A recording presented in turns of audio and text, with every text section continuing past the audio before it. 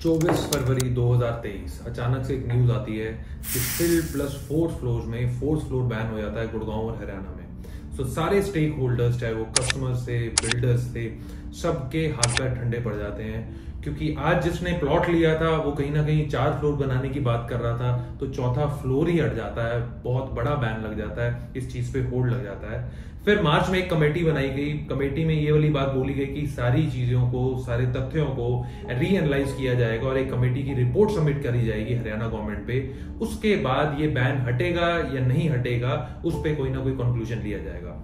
Hi, I am host Gaurav Sopati and welcome to channel Homegram. आज हम बात करने वाले हैं उसी कमेटी की रिपोर्ट की जिसने हरियाणा गवर्नमेंट को कल ये सबमिट कर दी है।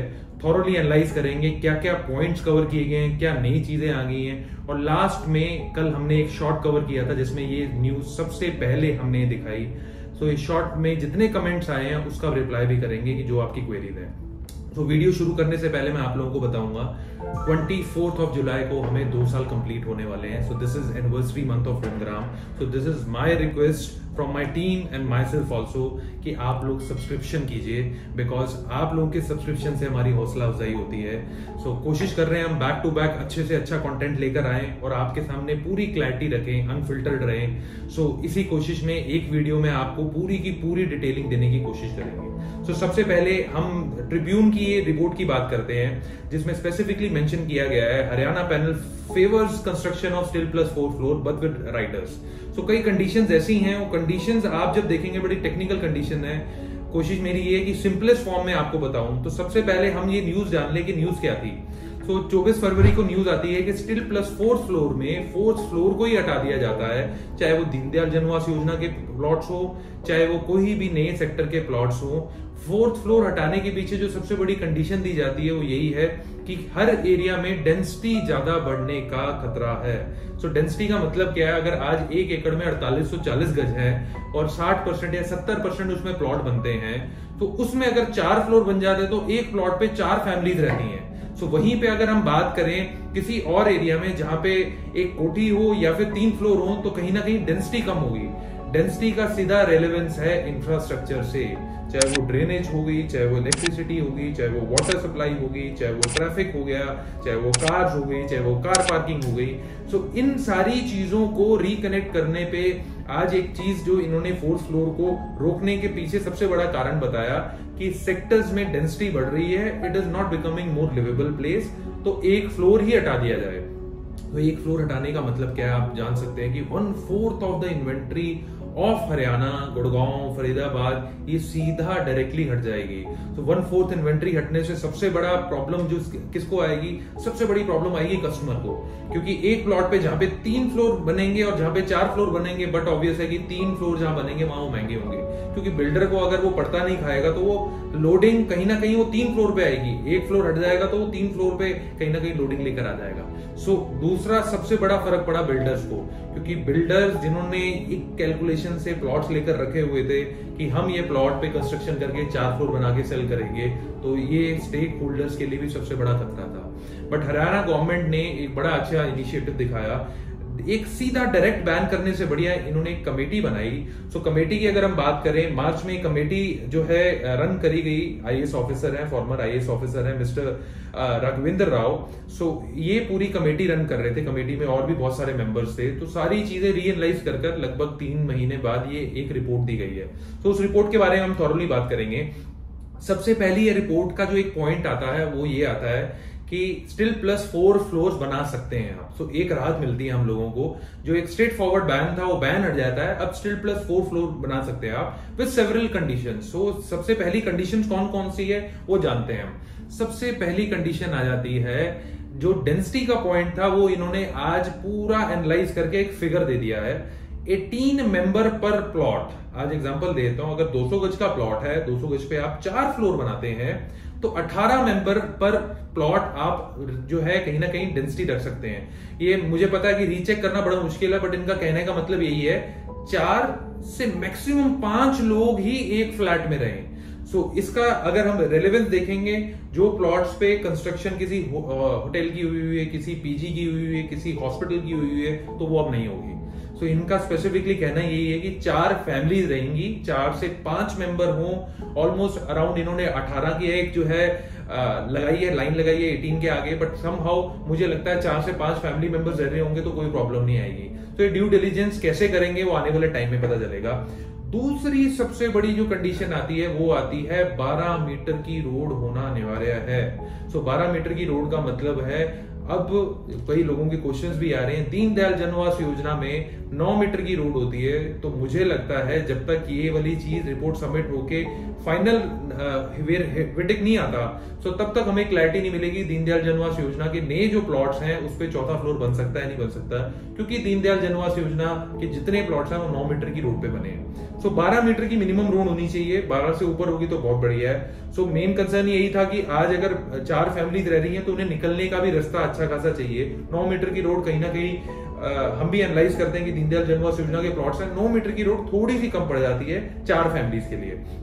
उसके बाद अगर हम बात करें स्पेसिफिकली, इन्होंने स्टैंडर्ड ऑपरेटिंग प्रोसीजर्स बना दिए जिसमें ये पूरी इंफ्रास्ट्रक्चर की कैपेसिटी का ऑडिट करेंगे, availability of services like drainage, water supply and scope of infrastructure upgrade.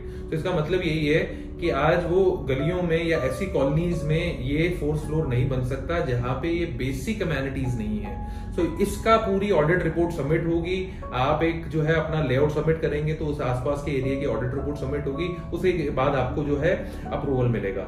फिर जितनी ये अप्रूवल्स हैं ये एग्जिस्टिंग सेक्टर्स की पहले रिपोर्ट सबमिट होने के बाद ही वेरीफाई होंगे, और मेजरली आपको जो है 4th फ्लोर मिलेगा वो न्यू सेक्टर्स में रहेगा, पुराने सेक्टर्स में नहीं रहेगा, ये रिपोर्ट स्पेसिफिकली ये भी कहती है। तीसरा सबसे बड़ा पॉइंट आ जाता है जिसमें इन्होंने जो मेंशन किया है 16.5 मीटर की हाइट थी। पहले हम क्या बनाते थे, स्टिल फ्लोर बनाते थे, 1st, 2nd, 3rd और 4th फ्लोर। तो 16.5 मीटर की पहले हाइट अप्रूव थी, आज वो 16.5 मीटर की हाइट कम कर 15 मीटर कर दी गई है। तो इसके पीछे रीजनिंग क्या दी गई है कि इसके पीछे सबसे बड़ी रीजनिंग है कि एक तो प्रिवेसी बनी रहे, एक सनलाइट रहे। अगर हाइट कम होगी तो कहीं ना कहीं ये दोनों चीजें ज्यादा रहेगी। तो 15 मीटर का हाइट का मतलब है, मुझे लगता है शायद अब जो आने वाले टाइम पे आप ये 4 फ्लोर्स देखेंगे उनकी हाइट कम होने के साथ साथ स्टिल फ्लोर की भी हाइट कम होगी, क्योंकि यूजुअली आपको 10 फीट की हाइट तो एक फ्लोर की चाहिए, स्टिल फ्लोर की आपको आने वाले टाइम पे कम हाइट मिलने वाली है। सो ये कई मेजर पॉइंट्स थे जिसमें ये जो पूरी रिपोर्ट सबमिट की गई है स्पेसिफिकली मेंशन किया हुआ है। एक और मैं पॉइंट लास्ट में कैप्चर करूंगा जिसमें बताया गया कि building must be independent, shouldn't overload common wall of adjoining houses. So आपकी यूजुअली क्या होता है कि आप एक कॉमन वॉल बना लेते हैं, साथ में ही आपकी कंस्ट्रक्शन हो रही है, उसी कॉमन वॉल पे आप जो है इंफ्रास्ट्रक्चर अपना खड़ा कर देते हैं, तो ये लोड नहीं देना चाहते, इसलिए इन्होंने स्पेसिफिकली मेंशन कर दिया कि ओवरलोड जो है नहीं होनी चाहिए कॉमन वॉल। तो ये एक तरह से 4 पॉइंट्स हैं जो इस रिपोर्ट में मेंशन किए गए हैं। होप सो ये 4 पॉइंट जो है अगर कंसीडर कर लिए जाते हैं और स्टिल प्लस 4 फ्लोर दे दिए जाते हैं तो मेजोरिटी ऑफ इन्वेंट्रीज दोबारा ओपन हो जाएगी। अब हम आखिरी में चलते हैं, जो हमारा कल शॉर्ट डला है उसमें स्पेसिफिकली कई लोगों के मैसेजेस आए हैं। सो इसमें शिवय भारद्वाज जी कहते हैं, why still plus 4 floor will be built on 12 meter and above road. We have paid high prices for the plot on 9 or 10 meter. It is very bad decision. Prices of plot on 12 meter or above will increase. Prices of plot on 9 and 10 meter will decrease. So Shivay Bhardwaj ji बिल्कुल सही कह रहे हैं आप।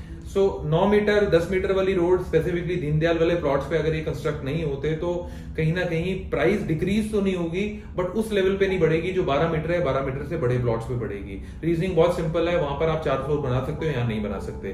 सो reason वही बताया गया है कि अगर डेंसिटी ज्यादा होगी तो उन्हें निकलने का भी रास्ता चाहिए, तो शायद 9 मीटर की जगह 12 मीटर की कंडीशन लगा दी। बट मुझे लगता है क्योंकि दीनदयाल जनआवास योजना is one of the successful, you can say successful in terms of लोगों ने खरीद फरोख्त बहुत की है।